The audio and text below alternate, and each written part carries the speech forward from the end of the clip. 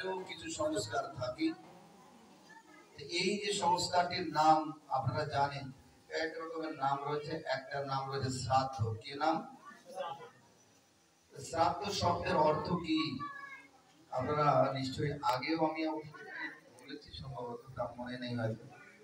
আপনারা কেউ একদিন বলবেন শ্রাদ্ধ শব্দের অর্থ কি? শ্রদ্ধা সহিত দান। এটি কি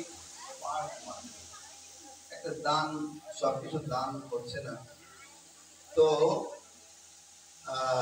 শ্রদ্ধা সহিত দান, এটা একটা অংশ। কিন্তু প্রকৃত শ্রাদ্ধ শব্দের অর্থ কি আমাদের শাস্ত্র কি বলছেন শুনুন। শ্রাদ্ধ শব্দের অর্থ হচ্ছে শুদ্ধ। মনে রাখবেন, শ্রাদ্ধ শব্দের অর্থ কি? শুদ্ধ। ধরুন আমাদের কোন এক মুনি আশ্রমে, আমাদের বৈদিক শাস্ত্রে রয়েছে, কোন মুনি আশ্রমে একজন রাজা উপস্থিত হয়েছে।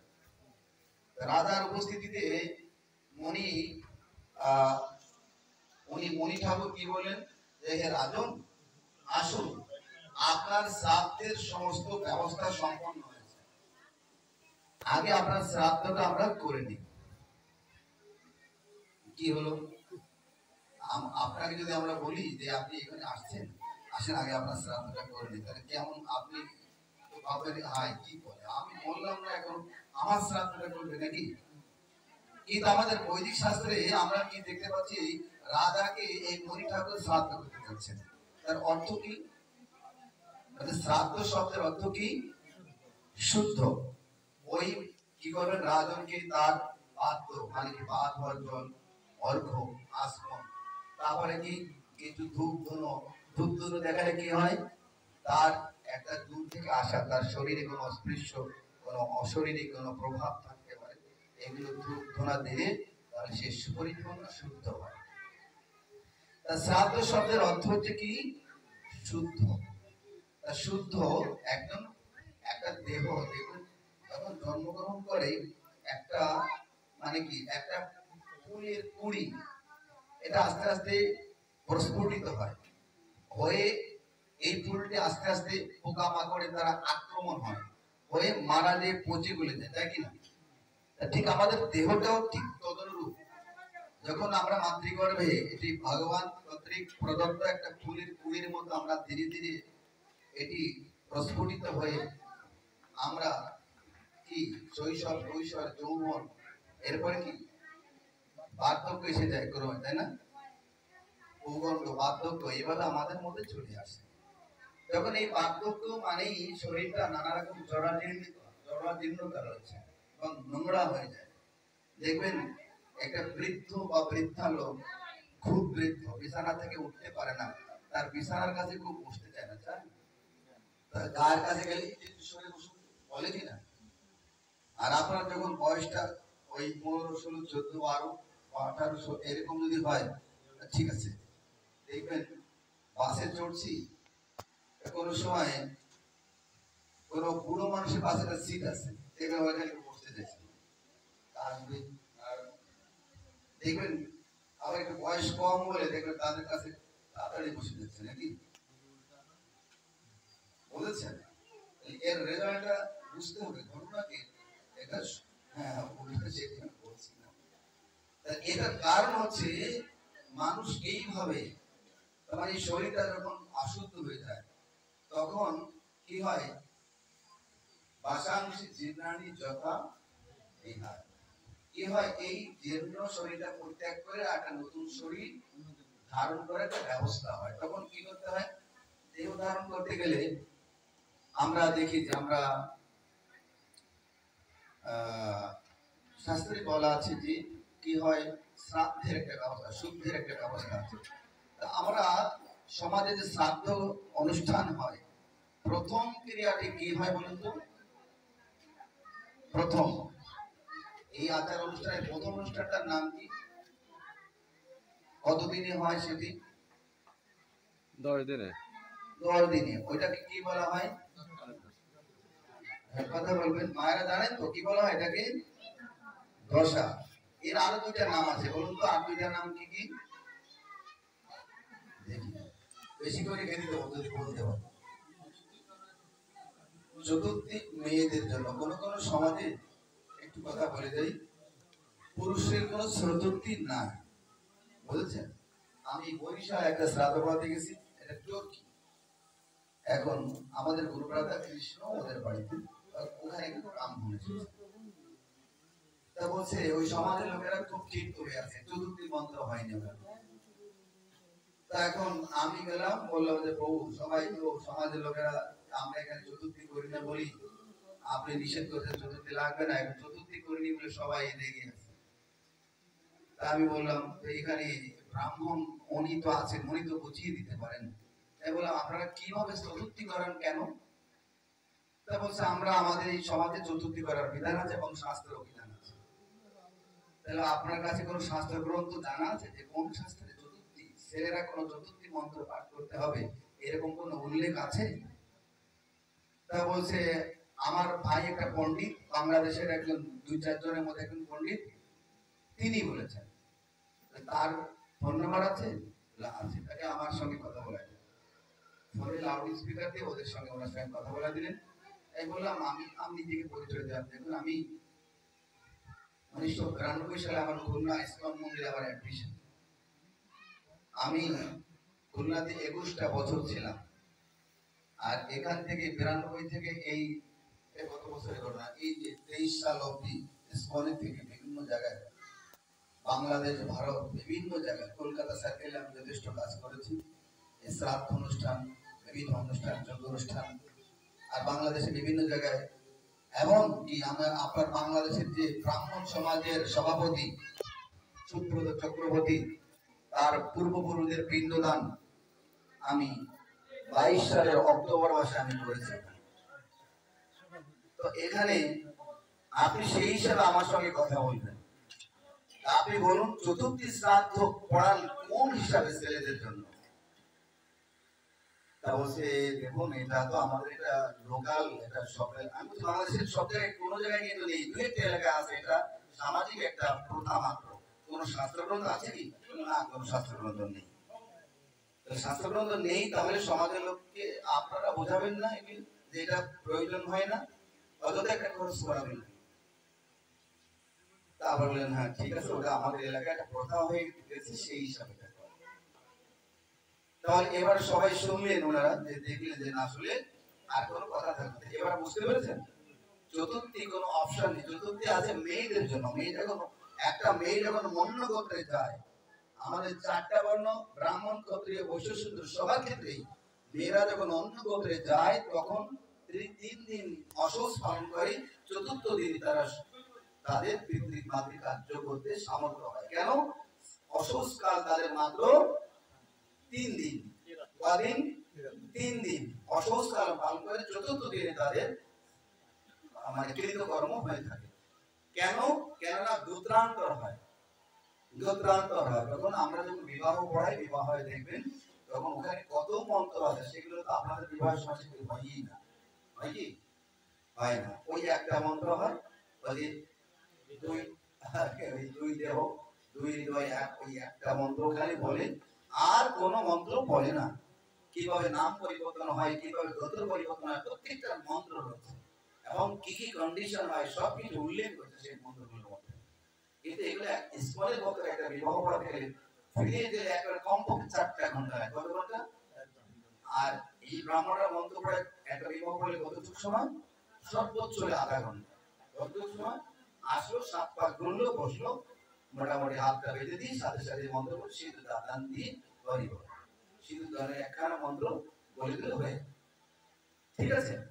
এইভাবে 4টা ঘন্টা বসে তার চুক্তি হয়, বুঝেছেন? যাই হোক, তখন তার মানে কি চতুর্থী মন্ত্রটা, এটা চতুর্থী শুধু মেয়েদের ক্ষেত্রে না, ছেলেদের জন্য। তাহলে ছেলেরা কতদিনে প্রথম কার্যটা কতদিনে হবে? 9 দিনে। কিন্তু আমাদের বিভিন্ন জায়গায় দেখেছি আমরা, যেমন সাহা, কুন্ডু বা এই যে মানে আপনার কাবালি সম্প্রদায়, অন্যান্য যারা আছে তারা 9 দিনে 10টা মন্ত্র পড়ে। কয় দিনে করে? 9 দিনে কি মন্ত্র পড়ে? 9 দিনে 10টা। 10টা শব্দের অর্থ কি বলুন তো? 10 10 অহ, 10 10 কি অহ, প্রত্যহ মানে কয়দিন? একদিন। সপ্তাহ মানে 10, অহ মানে 10 দিন। তাহলে 10 অহ মানে 10 দিনে দশা হয়, 10 অহ। অথচ তারা 9 দিনে মন্ত্র পড়ায়, তারা বলে দশা মন্ত্র। কি বলেন? তাহলে নশা, আমি বলি ও ঠাকুর মশাই দশা না বলে নশা বলবেন। আবার ওদিকে যখন নিমন্ত্রণ কার্ড ছাপায় শ্রাদ্ধের, তখন দশমিক ক্রিয়া, কি ক্রিয়া? দশমিক শব্দের অর্থ কি আপনারা শিক্ষিত আছেন? হ্যাঁ, দশমিক শব্দের অর্থ বুঝতে পারছেন তো?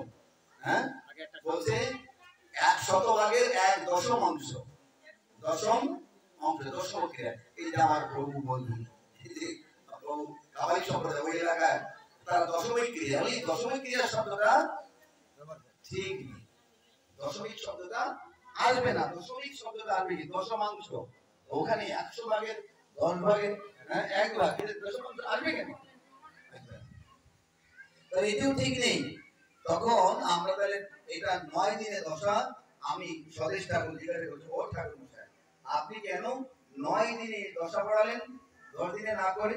তা বলছে কি, এরা তো 15 দিনে অসুস পালন করে, তাই বাকি দিনগুলো আমরা যদি 10 দিনে দশা মন্ত্র পড়ি দিই, তখন আর অসুস কাল থাকে না, অসুস আর থাকে না। এই জন্য 15 দিনে আমরা কি করি, 9 দিনে একটা 9টা পিণ্ড দিয়ে একটা হাতে রেখে দিই। শাস্ত্র কি বললেন? আমি একটা শ্লোক আপনাদের জন্য বলবো। আমার কাছে এখানে দেখেন কয়েকটা গ্রন্থ আছে শ্রাদ্ধের উপরে, দেখেছেন? এগুলো মোটা মোটা গ্রন্থ আছে, বিভিন্ন যত 20 খানা আছে সংহিতা, 18 খানা পুরাণ, আর হচ্ছে 108 খানা উপনিষদ, 37টা গীতা, তারপরে যে ভাগবত, এবং এইরকম আনুষঙ্গিক বহু গ্রন্থ রয়েছে, তার শ্রাদ্ধ সেখানে উল্লেখ আছে। সেই সমস্ত গ্রন্থ এটা বিচার করে, এই দেখুন এখানে গ্রন্থ আমাদের জিতেন্দ্র বহু সহ, আমাদের গৌরী ও মঠ আদার জীবন সহ সমস্ত শ্রাদ্ধের পরে আমাদের এই সিদ্ধান্তগুলো এখানে দিয়েছেন। অত গ্রন্থ পড়া লাগবে না, অল্প গ্রন্থের মধ্যে আপনারা এগুলো পেতে পারবেন। সেখানে বিচার বিশ্লেষণ করলে আমরা কি পাবো, তার মধ্যে একটা শ্লোক আমি আপনাকে তুলে ধরছি। আপনি কতদিন শ্রাদ্ধ করবেন সেটা আপনারই বিবেচনা থাকবে। আপনি 10 দিনে করবেন না 11 দিনে করবেন না 15 দিন 13 দিন, এটা আপনি বুঝতে পারবেন। যাই হোক, আমি বাংলাটা বলে যাচ্ছি। দেখুন যে 13 দিনে ভ্রুকুটি কুটিলবদন যমদূতগণ সেই জীবকে দৃঢ়পাশ দ্বারা বন্ধন করব। কোন জীবকে? যারা প্রেত শ্রাদ্ধ করে সেই জীবকে কি করবে? তারা বন্ধনপূর্বক দণ্ড প্রহারে দক্ষিণ দিকে জমালয়ের দিকে নিয়ে যেতে থাকে। কুশ, কণ্টক, মল্লিক, শঙ্কু, পাষাণময়, কোথাও অগ্নিময়, কখনো শত শত গর্ভযুক্ত উৎকট পথে জীবকে যেতে হয়। সেই পথ সূর্য নামের তত্ত্ব, মশক আদি দংশন, যমদূতের প্রহার এবং তাদের টানা হাসা চিৎকার করতে করতে জীব যেতে থাকে যমদূতের সাথে। কোথায়? কতদিনে যেতে থাকে বলুন তো? 13 দিনে। বললেন কি 10 দিনে দশা করবেন, 11 দিনে প্রচুর ক্ষুধার উদ্রেক হবে, 12 দিনের দিন আত্মীয় স্বজন বন্ধু বান্ধব সকাল সবাইকে দেখতে পাবে, 13 দিনের দিন সকালবেলা হলে এখান থেকে যেতে শুরু করবে। এবার আপনি 13 দিনের শ্রাদ্ধ করেন, তাহলে আপনার কি হবে? বলছেন এটার একটা কারণ আপনাকে দর্শাচ্ছি, আপনি বুঝতে পারবেন। আপনি কে, আপনার পরিচয় কি বলুন তো? আমি নামক আমি কে?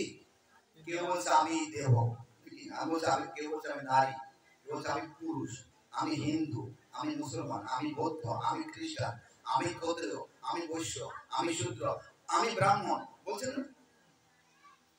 এই দেহটা যখন এহেন নানাহেন বিচার রয়েছে, তখন তাদের সেই হেন গতি হবে।